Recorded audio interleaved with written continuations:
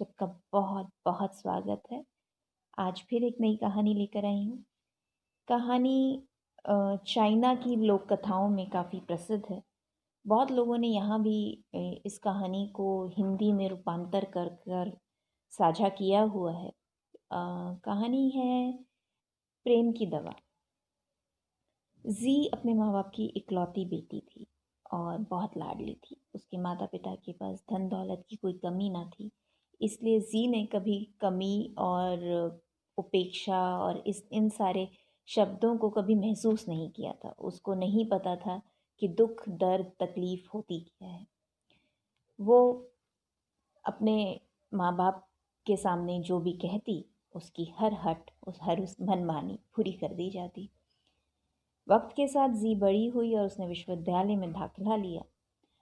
विश्वविद्यालय में जब वो पढ़ने गई तो वहाँ पर एक बहुत ही सुदर्शन, बहुत ही हंसमुख और बहुत ज़्यादा पढ़ाई में होशियार लड़के से उसकी मित्रता हुई। वो मित्रता प्रगाढ़ होते होते वो प्रेम में बदल गई और जी ने उस लड़के से शादी का फैसला कर लिया।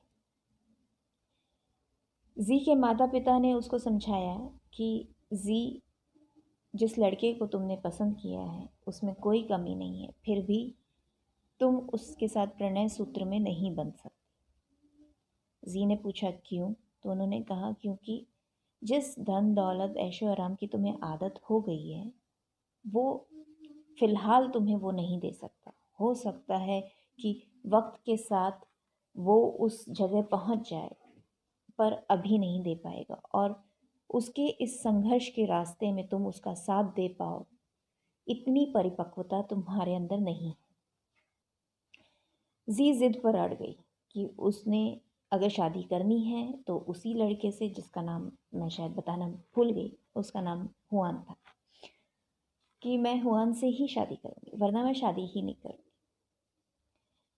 जी के पिता ने हुआन से मुलाकात की, हुआन को समझने की कोशिश की और ये जान लिया कि हुआन एक अच्छा स्वाभिमानी और स्वावलंबी लड़का है, पर पैसे के मामले में अपने सास ससुर के बराबर आने में उसको काफ़ी साल लग जाने वाले थे, जब तक कि कोई करिश्मा ना हो जाए। इसके बावजूद जी के माता पिता ने हुआन को स्वीकार लिया और जी और हुआन की धूमधाम से शादी हो गई। शादी के बाद जब जी हुआन के घर पहुंची तो घर काफ़ी छोटा था और घर का सारा काम हुआन की माँ और जी को मिलकर करना पड़ता था। हुआन की माँ ने काफ़ी कष्ट भोग कर अपने बेटे को पढ़ाया लिखाया था और वो जी को भी घर के काम काज समझाने की कोशिश करती थी। धीरे धीरे इन्हीं बातों से जी के मन में अपनी सास के लिए खटास आती चली गई। उसको ऐसा लगता कि मैं कुछ भी करती हूँ, मेरी सास को तो मुझ में कमी ही निकालनी होती है, इनको तो मेरा किया हुआ कुछ अच्छा ही नहीं लगता है। यह सोच सोच कर जी दिल ही दिल कुढ़ती रहती और उनके खिलाफ ही सोचती रहती। एक दिन उनकी किसी बात पर नुक्ताचीनी जी को बर्दाश्त नहीं हुई और वो गुस्से में पैर पटकती अपने मायके लौट गई। जी के मायके लौटने के बाद जी के पिता ने जब जानना चाहा कि हुआ क्या, तो उन्होंने दोनों पक्षों की बात सुनी और उनको एहसास हुआ कि जी के मन में अपनी सास के लिए कितनी कड़वाहट है। उन्होंने समझाने की कोशिश की तो जी ने अपने ही माँ बाप को कह दिया कि क्योंकि अब मेरी शादी हो गई है तो आपका मुझसे कोई वास्ता नहीं है, इसलिए आप ऐसे कह रहे हैं। जी के माता पिता समझ गए कि इस वक्त अपनी बेटी को कुछ भी समझाना बेकार है, क्योंकि वो गुस्से में पगला चुकी थी। जी के पिता ने अगले दिन सुबह जी के पास जाकर कहा कि जी, हमारी ज़िंदगी में तुमसे ज़्यादा प्यारा हमें कोई नहीं है। हुआन तो अब हमारी ज़िंदगी में आया और हुआन की माँ से तो हमारा कोई मतलब ही नहीं। हमारा मतलब तो अपने बच्चे से है, इसलिए हमने एक फ़ैसला किया। तो जी ने कहा क्या? तो उन्होंने कहा कि या तो तुम हुआन से संबंध विच्छेद यानी तलाक ले लो, या फिर हम ना हुआन की माँ के लिए कुछ ऐसा करते हैं कि उसकी माँ स्वर्ग से धार जाए, सिर्फ तुम और हुआन रहो।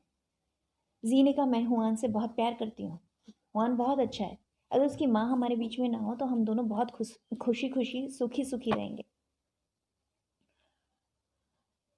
जी के माता पिता को ये सुनकर बहुत बुरा लगा।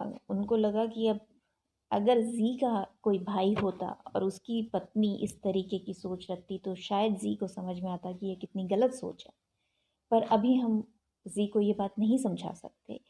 इसलिए उसके पिता ने कहा तो तुम बताओ हम क्या करना चाहिए। कहा आप कुछ करो कि मेरी सास परलोक से धार जाए। जी के पिता ने कहा ठीक है, एक गांव है वहां पर मेरे चचेरे भाई हकीम हैं, वो ऐसी कोई दवा दे सकते हैं जिससे तुम अपनी सास को खिलाओगी तो शायद वो धीरे धीरे बीमार होके मर जाएगी, ना हुआन को शक होगा ना किसी और को, और तुम्हारा भी पीछा छूट जाएगा। और उन्होंने टेलीफोन पे अपने चचेरे भाई से बात की और चचेरे भाई ने कहा हाँ तुम लोग मेरे पास मिलने आ जाओ। जी बेहद खुश कि बस अब तो सुख की कुंजी मिल ही गई। वो वहाँ गई। वहाँ पिता के चचेरे भाई ने उससे कहा बेटा मैं तुम्हें एक दवाई दे रहा हूँ, लेकिन एक शर्त है, तुम्हारी सास कुछ भी कहे या तुम्हें डांटे फटकारे कुछ भी, तुम एक बेटी की तरह उसे प्यार करो। तो उसने कहा मैं तो नहीं कर सकती।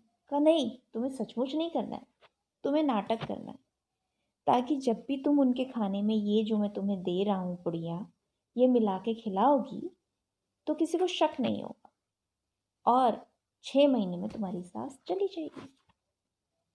जी खुश हो गई। जी ने कहा हाँ जी बिल्कुल।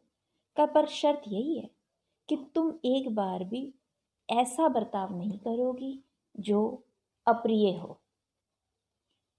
उसने कहा ठीक है, 6 महीने की ही तो बात है, मैं कर लूंगी। और वो वापस अपने ससुराल जाने के लिए तैयार हो गई। हुआन के को जी के पिता ने बुलाया और दोनों को समझा बुझा के वापस भेज दिया। अब की बार जी जब अपने ससुराल आई तो वो बिल्कुल बदली हुई थी।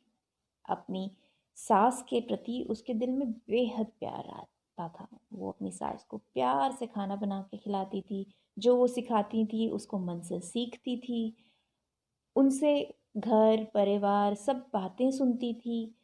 हुआन के बचपन की बातें, उनके संघर्ष की बातें, उनके अड़ोसी पड़ोसियों के दिए हुए तानों के बारे में, अत्याचारों के बारे में सब सुनती थी। धीरे धीरे जी को अपनी सास से मोह हो गया। उसको लगने लगा कि कितना दुख सहकर मेरी सास ने हुआन को बड़ा किया और अभी भी हर काम में मेरी मदद करती हैं, ये नहीं कि हाथ पर हाथ धरे बैठी रहती हैं, मेरे साथ काम करवाती हैं, मुझे सिखाती हैं। मैं भी कितनी पागल हूँ जो मेरी माँ भी तो गुस्सा करती थी मुझ पर जब मैं कुछ नहीं कर पाती थी, तो ये मुझे सिखाती हैं क्योंकि यहाँ नौकर चाकर अगर नहीं है ये बात तो मुझे पहले से पता थी। मैं इन पर नाराज़गी कैसे जाहिर कर सकती हूँ, और हम 3 लोग ही तो हैं। फुआन तो है ही इतना अच्छा, और फुआन इतना अच्छा है क्यों? क्योंकि उनकी माँ ऐसी है। बस जी धीरे धीरे अपनी सास के प्रति जो उसकी खटास थी वो ख़त्म होती चली गई, और उसकी सास भी पहले के मुकाबले में जो पहले थोड़ा बहुत चिड़चिड़ापन दिखाती थी वो ख़त्म होने लगा था। वो भी जी को सचमुच बेटी की तरह प्यार करने लगी थी, जी का लाड़ करने लगी थी। उन्हें कपड़े सीना आता था तो वो अपनी तरफ से सुंदर सुंदर कपड़े सीकर जी को पहनाने का शौक करने लगी थी। जी 3 महीने बाद एक दिन अपने मायके आई और अपने पिता से कहा कि पिताजी, मेरी जो दवाइयाँ दिलवाई थी ना आपने चाचा जी से, वो मैंने बंद कर दी हैं। पर मुझे डर है कि जो अब तक मैंने दे दिए हैं अपनी सास को दवाइयाँ, कहीं उनसे मेरी सास को कोई नुकसान ना हो जाए। मैं नहीं चाहती मेरी सास को कुछ हो जाए। मैं चाहती हूँ मेरी सास बहुत लंबा जी, वो मुझे माँ की तरह प्यार करती हैं। जी के पिता ने कहा तुमने वो दवाइयाँ क्यों बंद कर दी? अब तुम्हारा छुटकारा कैसे होगा? तो मुझे छुटकारा चाहिए ही नहीं, हम 3 लोग हैं। वे हुआन जब दफ्तर चले जाते हैं तो पीछे से मेरा साथ देने के लिए बस वही तो हैं, उनको रहना चाहिए, वो मेरी माँ है, मैं नहीं चाहती कि उनके साथ कुछ बुरा हो।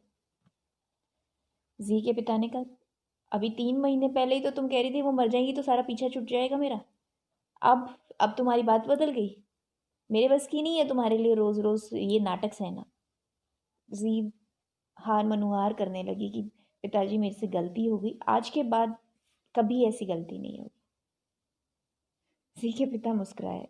उन्होंने कहा, बेटा गलती तो सचमुच तुमसे हुई थी, लेकिन तुम्हें ये लगता है कि तुम्हारा पिता तुम्हारी उस गलती को समझ नहीं पाया था और तुम्हारे को तुम्हारी सास को जहर देने की सलाह देगा?